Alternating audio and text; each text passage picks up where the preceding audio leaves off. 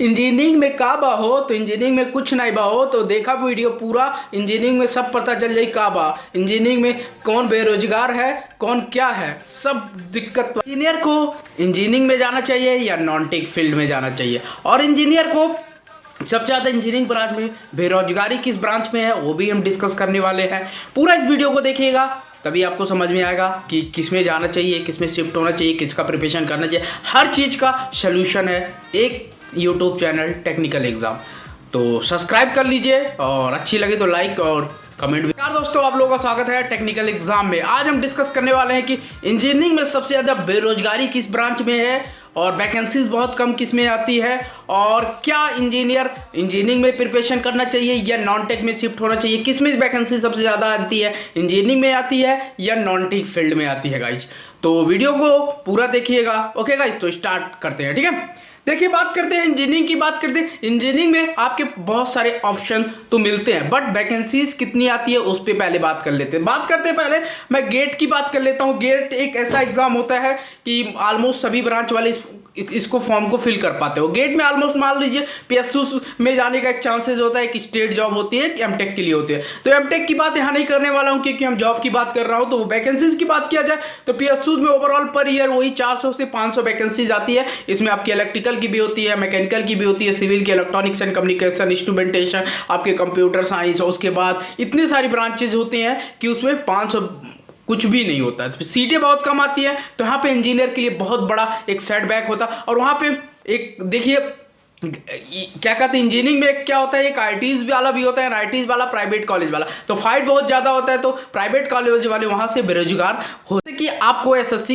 Exam का preparation करना है तो अनअकैडमी में 27 जनवरी 2022 से क्लासेस चलने वाली है। बहुत शानदार क्लासेज, इंडिया के टॉप एजुकेटर आपको वहाँ पर पढ़ने को मिल जाएगा। एसएससी के थ्रू आप जाएंगे, संकल्प बैच हो जाएगा। संकल्प बैच आपको 27 जनवरी को होगा। फिर आपके सफलता बैच हो जाएगा। फिर लक्ष्य बैच है, इसमें आपके अभिनव सर भी हैं। फिर आपके अच्छे टीचर, टॉप एजुकेटर, आपको यहाँ पे आपको पूरा सिलेबस कवर किया जाएगा और बहुत अच्छी quality of education, practice set, हर चीज़ को यहाँ पे आपको मिलने वाला है गाइज। और यहाँ लक्ष्य बैच है, फिर कंप्लीट बैच जनरल स्टडीज़ के लिए जो इंजीनियर के लिए, फाउंडेशन बैच एमटीएस, फिर आपके टारगेट बैच, ये सारी चीज़ें, दिल्ली पुलिस कांस्टेबल बैच, ये सारी चीज़ें आपको लेना है तो मेरा कोड यूज कर सकते हैं। वहाँ पे 10% ऑफ मिल जाता है, डी कुमार 10, और ये सारे डिस्क्रिप्शन में लिंक मिल जाएंगे और वहाँ से आप जाके परचेज कर सकते हैं। बहुत अच्छी बात चीज़ें है कि इंडिया के टॉप एजुकेटर कम पैसे में आपको मिल रहा है, तो जरूर जाइए और चेक करिए और अपना खरीदिए कोर्स। पता है कि इंजीनियरिंग में कितनी बेरोजगारी हो गई है,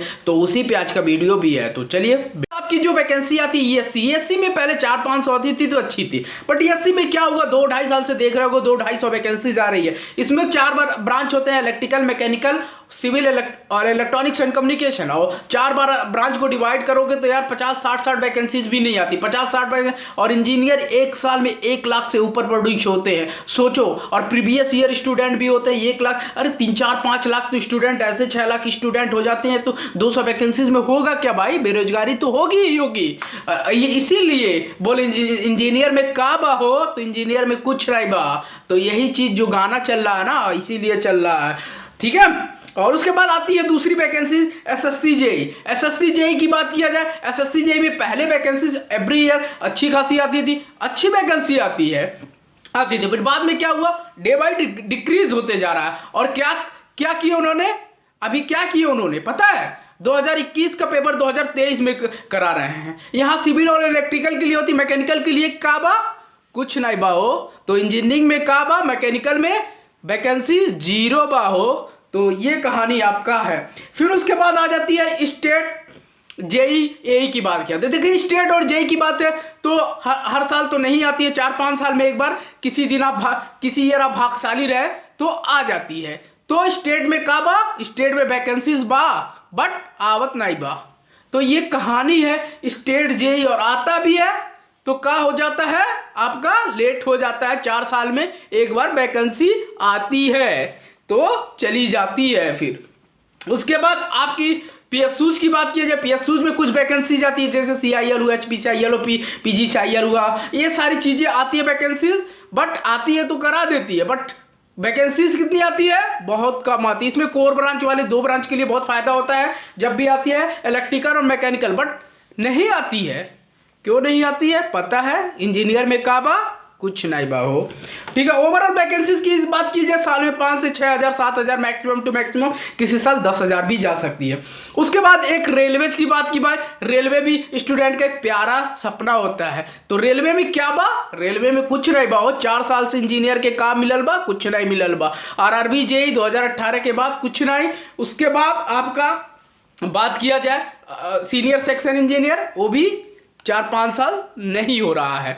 तो ये सब इंजीनियर में का बा कुछ नहीं बा, बस इंजीनियर के धोखा मिलल बा, धोखा मिल रहा है, धोखा मिल रहा है। ओके, तो ये कुछ वैकेंसीज थी जो इंजीनियर के लिए खासकर। और यहाँ पे सबसे ज़्यादा प्रॉब्लम किसको होता है इंजीनियर में? Mechanical engineer. मैकेनिकल इंजीनियर क्यों बेरोजगार है?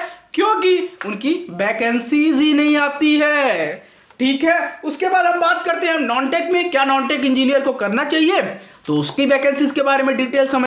नॉन टेक में जाने की बात किया जाए, नॉन टेक में पहला एक ऑप्शन आता है बैंक बा। तो बैंक में वैकेंसी तो हर साल हर टाइम और एवरी ईयर सिलेक्शन दे आती है।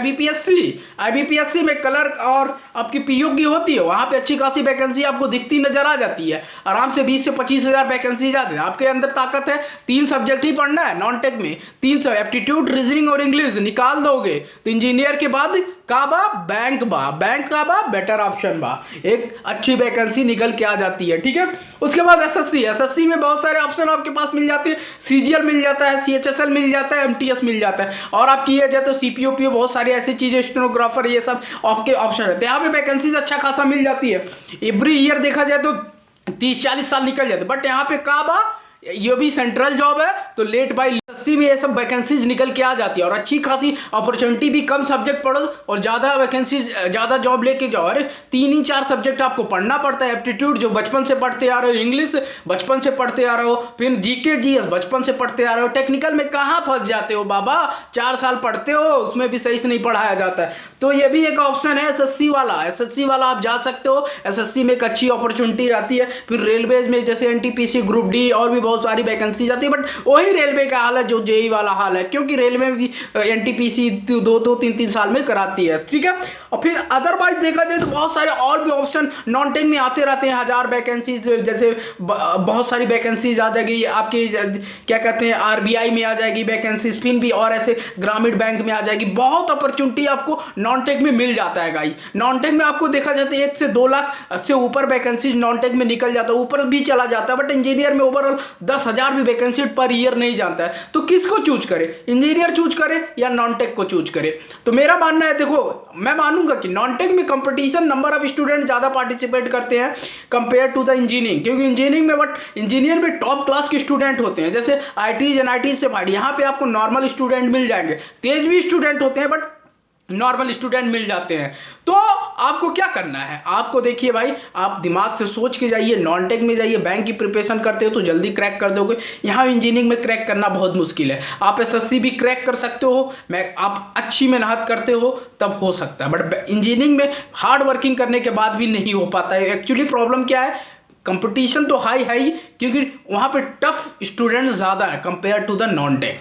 तो ये सारी चीज़ें थी। तो भाई गाइज आपको कैसी लगी वीडियो? देखिए मैं मानना चाहूँगा सबसे बेरोजगार इंजीनियर मैकेनिकल होता है, क्योंकि मैकेनिकल में वैकेंसीज ही बहुत कम आती है। फिर उसके बाद इलेक्ट्रिकल सिविल में स्टेट वाइज वैकेंसीज आ जाती हैं, बाकी ऐसे तो नहीं आती। इलेक्ट्रिकल भी एक अच्छी ब्रांच है, वहाँ भी वैकेंसी अपॉर्चुनिटी आती रहती है गाइज। ठीक है, तो ओवरऑल बात किया जाए इंजीनियरिंग में का बा हो, तो इंजीनियरिंग में कुछ नहीं बा। तो इंजीनियरिंग में 0 है भाई। लोग कुछ भी कहे कि कंपटीशन, यार आपके एक ही सीट की ज़रूरत होती है। सीट तो पता है मुझे भी, एक ही ज़रूरी होती है सबको, बट यार कंपटीशन कितना हाई है, कहाँ से पढ़े हो, ये सारी चीज़ों पे भी डिपेंड करता है। आप किस कॉलेज से पढ़े हो, कहाँ से पढ़े हो, आपकी बैकग्राउंड कहाँ से है, ये सारी चीज़ें डिपेंड करती है। आपको गाइड कौन कर रहा है, ये सारी चीज़। आपको कोई गाइड नहीं करने वाला है तो आप कहीं से भी पढ़े हो ना, तब भी नहीं क्रैक कर पाओगे।